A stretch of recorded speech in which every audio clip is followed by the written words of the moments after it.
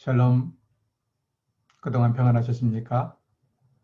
오늘도 저와 함께 재미있는 성경 공부를 시작하도록 하겠습니다. 함께 기도하실까요? 존귀하신 하나님 아버지, 우리를 하나님의 백성으로 삼으시고 오늘도 말씀을 공부할 수 있는 기회 주신 것을 감사합니다. 이 말씀이 잘 이해될 수 있도록 과거 3,500년 전의 역사를 우리가 공부할 때 그것이 단순히 이스라엘의 역사가 아니라 우리의 생명력 있는 역사, 나를 살리게 하신 하나님의 구원의 역사로 내 마음에 새겨지게 하옵소서. 감사드리며 예수 그리스도 이름으로 기도하옵나이다. 아멘. 오늘은 우리가 출애굽기 두 번째 시간인데요. 세 번째 시간이군요. 출애굽기를 사실은 아주 박진감 넘치는 부분이기도 하고, 그러나 또 그만큼 공부할 내용이 많은 부분이기도 합니다. 출애굽기를 천천히 함께 읽어가면서 공부하도록 하겠습니다. 성경을 펼쳐놓으시면 좋겠는데요. 성경은 출애굽기 성경을 펼치셔서 함께 읽어가면서 공부를 하겠는데, 자, 출애굽 시대에 이스라엘 백성들이 야곱 때 요셉의 초청을 받아서 이스라엘에서 애굽으로 70명이 내려갔죠. 그 후로 430년의 시간이 지나면서 약 250만 안팎의 사람으로 풀었다라는 이야기, 그리고 하나님을 알지 못하고 오히려 이스라엘 백성들이 수가 늘어나며 중요한 위치를 차지하는 것을 보고 영향력이 커지는 것을 보고 오히려 백성들이 두려웠고 왕은 이런 이스라엘 백성들을 핍박하게 되었다 하는 이야기까지 살펴보았습니다. 그래서 출애굽을 하기 위해서 모인 곳이 람셋입니다. 여기 지도 보시면 람셋에서 출발해서 숫곳을 거쳐서 에담을 거쳐 비아히롯, 수르 이렇게 쭉 이어지는데요. 오늘은 출애굽 준비 과정 그리고 출애굽하는 그 시간까지를 보게 될 것입니다. 람셋까지, 람셋에 모이는 그곳까지를 함께 보겠습니다. 성경으로는 출애굽기 7장부터 12장까지 아마 오늘 할 수 있을 것 같습니다. 출애굽기 7장 한번 펼쳐보실까요? 출애굽기 7장.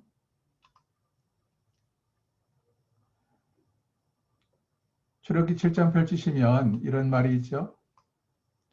이제 9가지 재앙이 7장부터 10장까지 나와 있는데요. 첫 번째 재앙은 피, 두 번째 재앙 개구리, 세 번째 이, 네 번째 파리, 다섯 번째 돌림병, 여섯 번째 악한 종기, 일곱 번째 우박, 여덟 번째 메뚜기, 아홉 번째 흑암.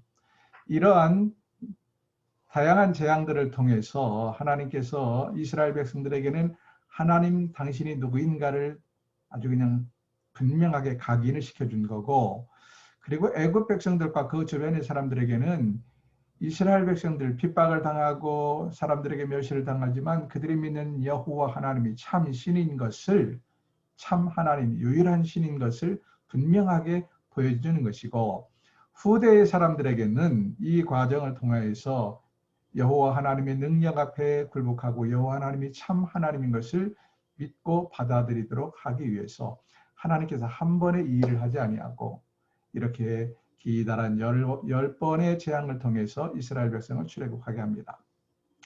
여러분 한번 가정해 보세요. 만약에 이러한 과정 없이 모세가 내 백성을 내보내라, 말 한마디에 바로 왕이 그래 데리고 나가라 이렇게 했다면 당시 이스라엘 백성들은 어떻게 생각했을까요? 하나님에 대한 감사와 하나님에 대한 존재를 분명하게 깨달았을까요?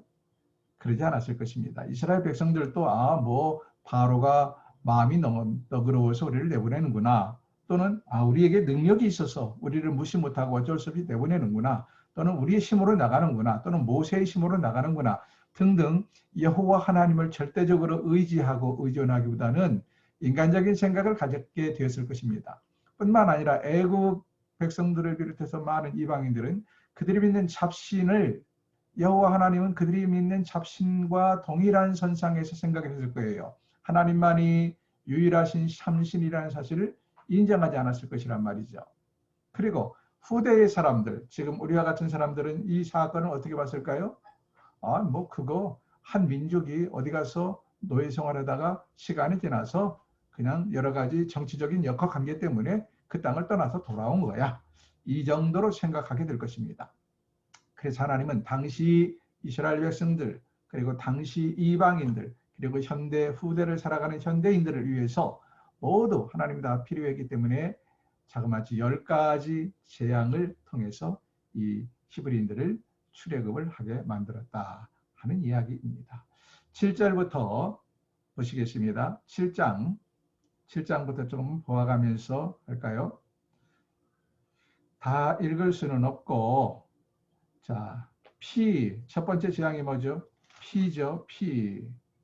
그런데 애굽의 술객들도 나일 강물이 피로 변하도록 만들었다, 모방했다. 여기 피는 하나님께서 모세에게 지시하셔서 나일 강의 물을 조금 떠다가 그것을 쏟으니까 피가 되었고, 그 피로 변한 물이 온 나일강을 다 피로 변하게 만들었다 하는 이야기인데, 애굽의 술객들도 따라했다는 거예요, 이것을. 자, 그러면 애굽의 술객들은 어떻게 따라했을까요? 여기 애굽의 술객들은 요술사들이라고 성경에 써 있죠. 또는 마술사라고도 우리는 번역을 합니다. 요술사, 마술사는 뭡니까? 인간의 눈을 속이는 겁니다. 인간의 눈을.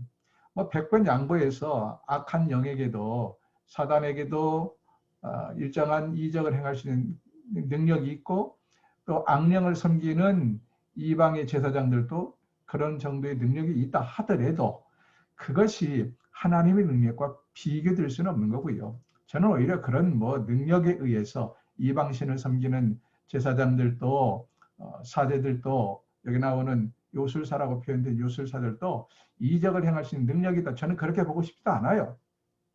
단지 여기 요술사는 글자 그대로 눈속임입니다. 어떤 방법으로 눈을 속였을까? 글쎄요, 물이 변하도록 어떤 화학적인 무슨 약품을 탔다든지, 또는 어떤 그 햇빛의 반사작용, 석양노을의 햇빛의 반사작용을 이용해서 물이 변한 것처럼 보이게 만들었다든지, 어떤 방법으로든지 그들은 물의 일부를 피로 변하게 만들었을 것입니다. 눈속임으로. 저는 그렇게 봅니다.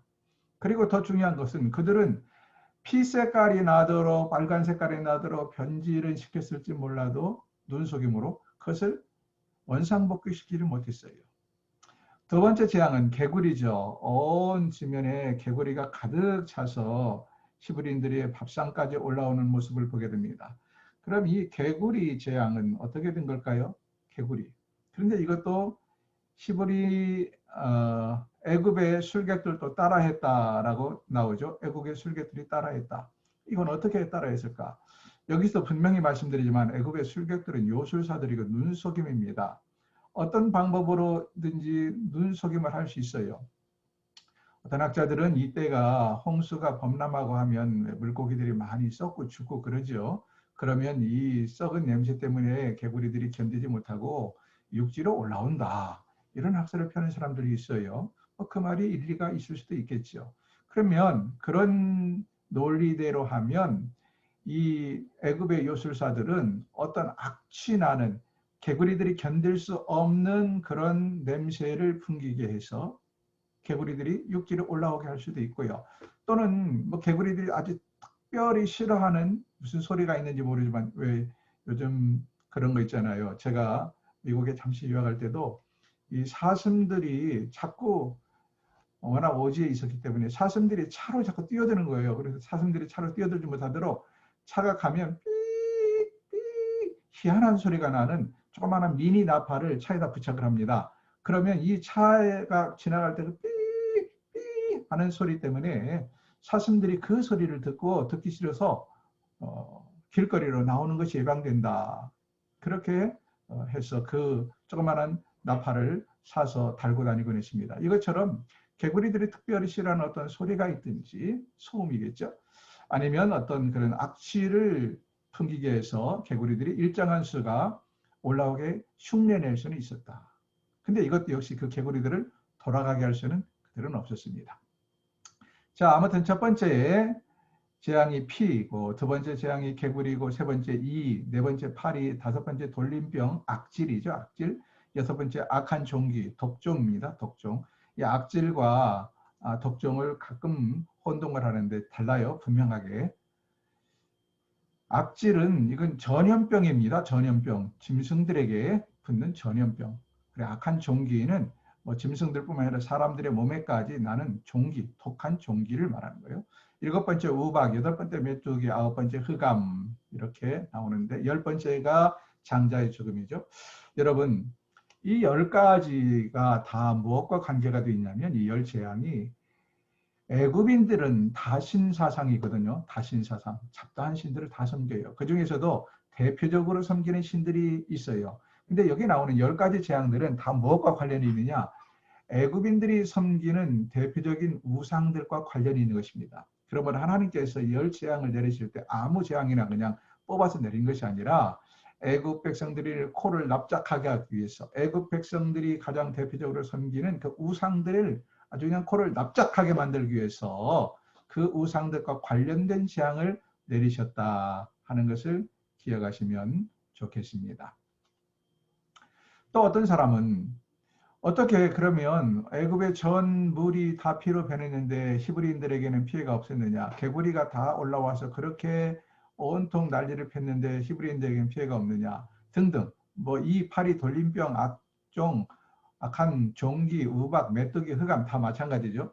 그러나 여러분 두 가지를 생각하시면 됩니다. 하나는 전능하신 하나님께서 어떤 방법으로 있는지 히브리인들이 사는 지역에는 이러한 피해가 없도록 예방을 하셨다 하시고도 남을 수 있는 하나님이시다. 그게 하나님의 전능성이죠. 또 하나는 그와 연관돼서 히브리인들은 어디 살았냐면 애굽인들과 구별된 곳에 살았거든요. 원래 처음에 이들은 어디 살았습니까? 고센 땅에 살았죠. 고센 땅에 정착을 해서 주로 목축업을 하고 하면서 이들이 애굽 사람들과 함께 한 거주지에서 한 경계 내에서 산 것이 아니기 때문에 하나님은 얼마든지 히브리인들에게는 이런 피해가 없도록 그들을 지키실 수 있었다 하는 것을 기억하시면 좋겠습니다.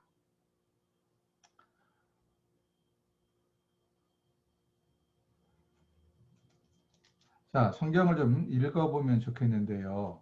성경을 다 읽기는 너무 시간이 많이 걸리고 조금 필요한 부분만 더 나가서 읽겠는데 10장까지는 건너뛰겠습니다. 10장까지 건너뛰고 6월절을 제정하는 부분부터는 성경을 좀 아무래도 읽고 나가야 될 것 같아요. 9가지 재앙이 끝났습니다. 이제 10번째 재앙이 뭐죠? 초태생의 죽음이죠. 장자의 죽음.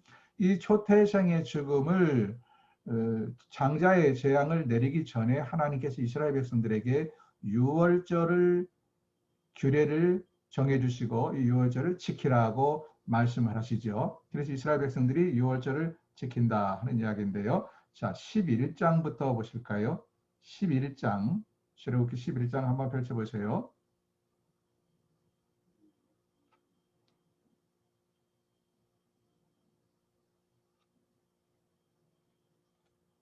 (11장) 1절부터 잠시 읽어보겠습니다. 여호와께서 모세에게 이르시기를 내가 이제 한 가지 재앙을 바로와 애굽에 내린 후에 그가 너희를 여기서 내보내리라. 분명히 하나님께서 말씀하셨습니다. 9가지 재앙을 가지고는 애굽 사람들이 바로가 너희를 내보낼 일이 없어. 앞에서 본 것처럼 이 9가지 재앙 한 가지 더해옴에 따라서 사실은 바로가 조금씩 양보를 하죠. 너희는 멀리 나가지 말고 너희는 어른들만 나가라. 처음에는 어른들만 나가라. 멀리 나가지 마라. 그랬다가 그 다음에는 애들까지 나가되 가축은 다 두고 가라. 이런 식으로 조금씩 재앙이 계속됨에 따라서 바로가 조금씩 양보를 해옵니다. 그러나 끝까지 9가지 재앙이 내릴 때까지 완전히 포기하지 않아요. 히브리인들을 나가도록 허락하지 않아요. 그래서 이제 하나님께서 마지막 10번째 재앙을 내린 다음에는 바로가 결국 손을 들게 될 것이고 그리고 너희는 이 땅에서 나가게 되리라 말씀을 하십니다.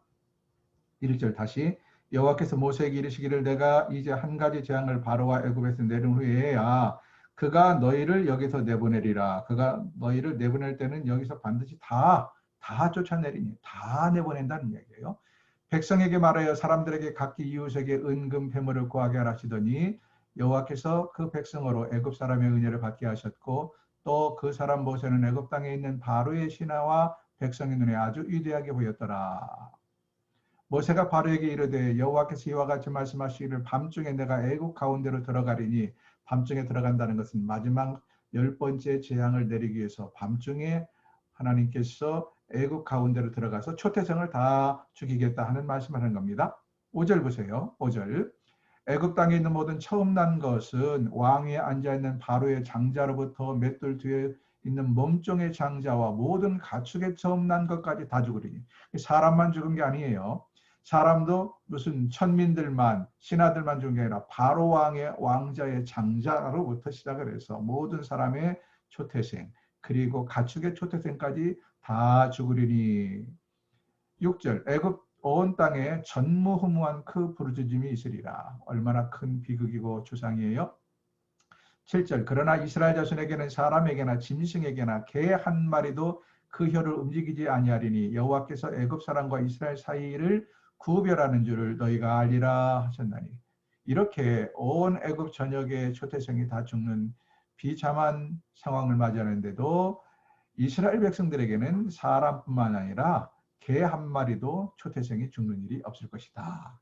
이렇게 말씀을 하시면서 이것을 위해서 유월절을 준비해라. 유월절이란 뭔데요? 한자로 건널 유, 말미암을 유, 뛰어넘을 월, 죽음의 사신이 뛰어넘은 날이다. 이런 뜻입니다. 죽음의 사신이 뛰어넘은 날. 어디를 뛰어넘어요? 히브리인들의 집을 뛰어넘은 날. 다시 말하면 히브리인들의 장자, 조태생들이 전혀 죽지 않고 그 밤에 살아남게 된 것을 기념하는 날이 유월절입니다. 유월절. 12장에 보면 그래서 유월절에 대한 절기 이야기가 나오는데요. 잠깐 화면 정리한 것을 읽고 그리고 12장을 함께 읽으면서 설명을 드리겠습니다. 유월절 규례를 정하신다. 12장에 10일에 흠이 없고 1년 된 수컷의 양이나 염소를 취하여 14일 날 잡아 그 피를 문설주와 인방에 바르고 밤에 고기를 구워 무교병과 쓴나물을 아울러 먹되 날로나 삶아서 먹지 말고 불에 구워 먹는다. 아침까지 놓아두지 않고 허리에 띠를 띠고 신을 신고 손에 지팡이를 잡고 급히 먹는다 라고 되어 있네요.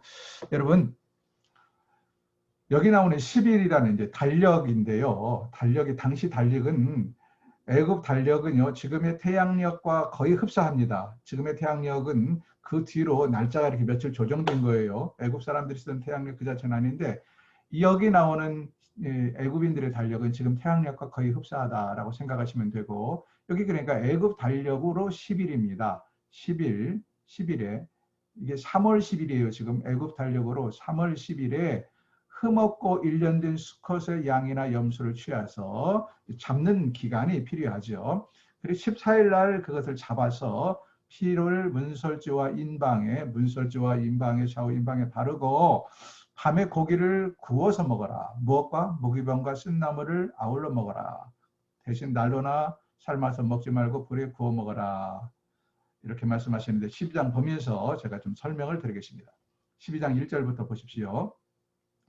여호와께서 애굽 땅에서 모세와 아론에게 일러 말씀하시되 이 달을 너희에게 달의 시작 곧 해의 첫 달이 되게 하고, 이 달은 지금 애굽 달력으로는 2월 14일입니다. 3월 14일. 3월 14일.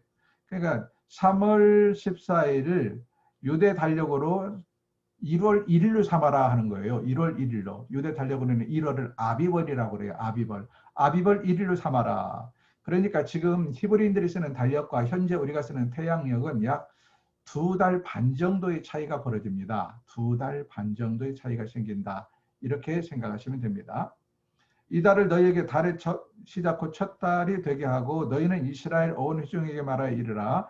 이 달 열흘에 너희 각자가 어린 양을 잡을지니 각 가족대로 그 식구를 위하여 어린 양을 취하되 그 어린 양에 대하여 식구가 너무 적으면 그 집의 이웃과 함께 사람 수를 따라서 하나를 잡고 각 사람이 먹을 수 있는 분량에 따라서 너희 어린 양을 계산할 것이며, 너희 어린 양은 흠없고 1년 된 수컷으로 하되 양이나 염소 중에서 취하고 이달 열 나흘 날까지 간직하였다가 해가 질 때 이스라엘 회중이 그 양을 잡고 그 피를 양을 먹을 집 좌우 문설주와 그리고 임방에 바르고 그 밤에 고기를 불에 구워 무교병과 쓴나물과 아울러 먹되 날것으로나 물에 삶아서 먹지 말고 머리와 다리와 내장은 다 불에 구워 먹고 아침까지 남겨두지 말며 아침까지 남은 것은 곧 불사르라. 너희는 그것을 이렇게 먹을지니 허리에 띠를 띠고 발에 신을 신고 손에 지팡이를 잡고 급히 먹으라. 이것이 여호와의 유월절이니라.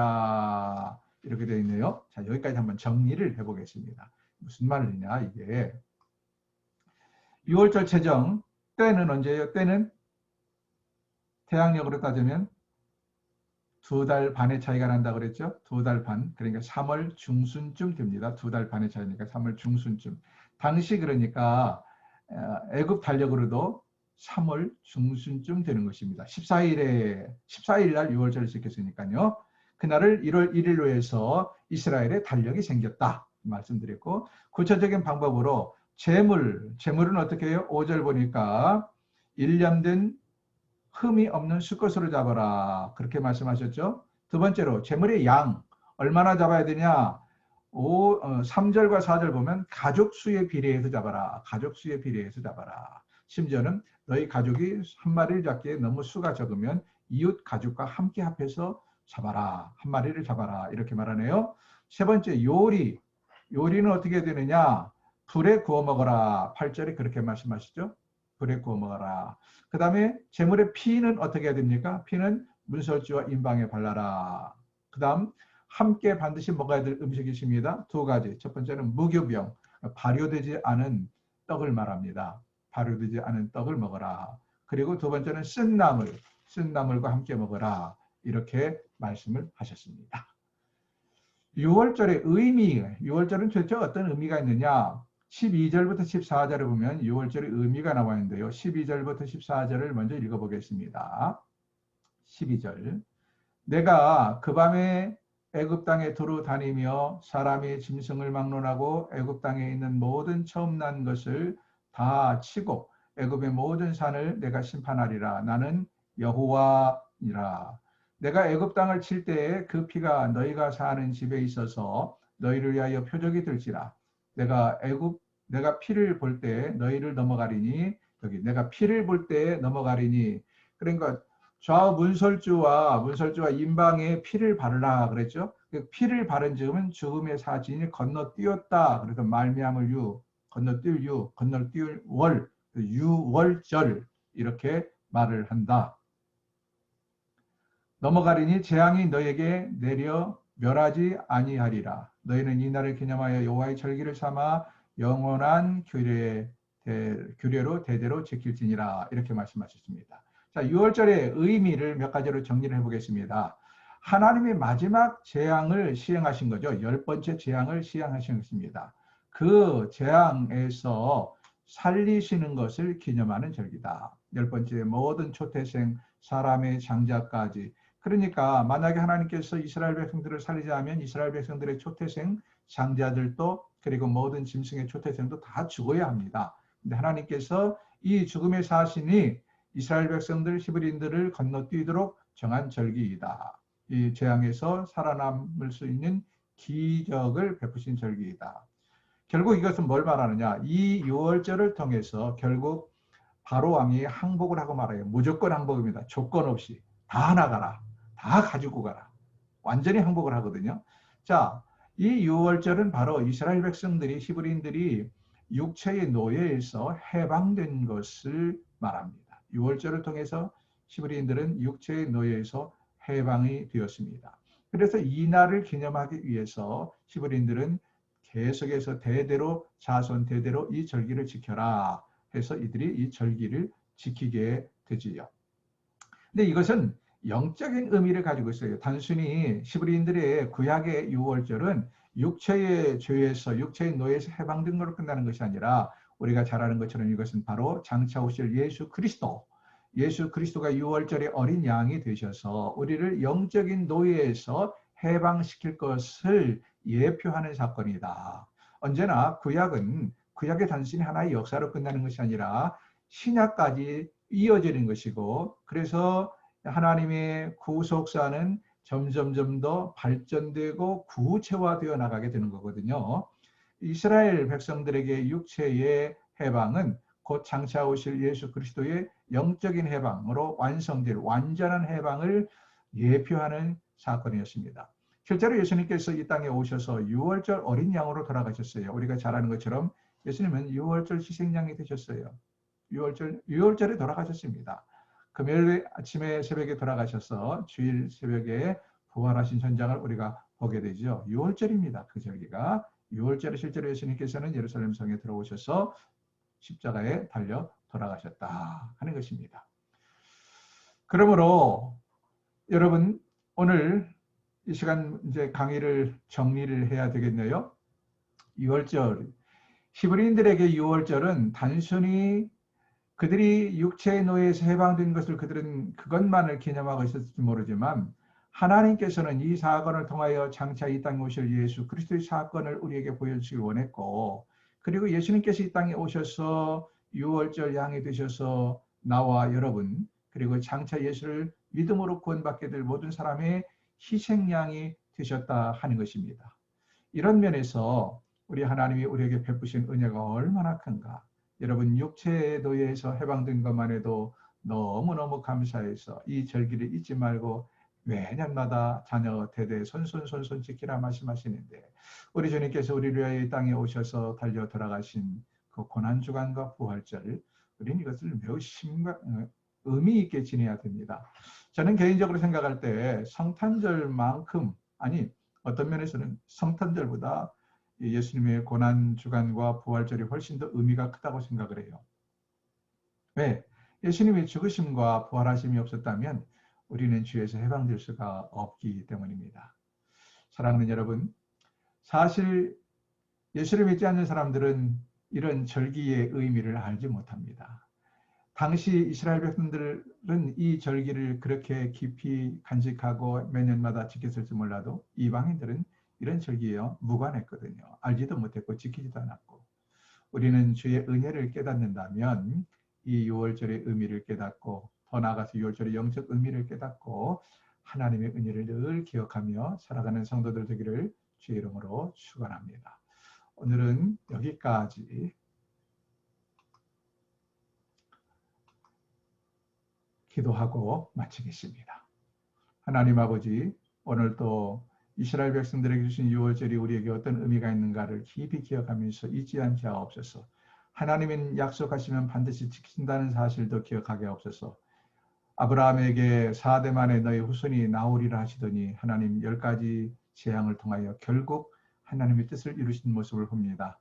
사랑하는 백성들, 살면서 힘들고 지칠 때마다 우리 하나님이 우리와 함께 하시고, 우리 하나님이 신실하시게 약속을 지키시며, 우리 하나님 어떤 방법으로든지 사랑하는 백성들을 구원하시고 긍휼을 베푸시고 이끌어 가신다는 확신을 갖게 하옵소서. 그래서 이 한 주간도 승리하는 삶을 살도록 도와주옵소서. 예수님의 이름으로 기도하옵나이다. 아멘. 이번 한 주 동안도 주님 말씀 의지하고 부활의 주, 생명의 주, 우리를 위하여 이 땅에 유월절 어린 양으로 오셔서 돌아가시기까지 한 주님을 의지함으로 승리하시기를 주 이름으로 축원합니다. 샬롬.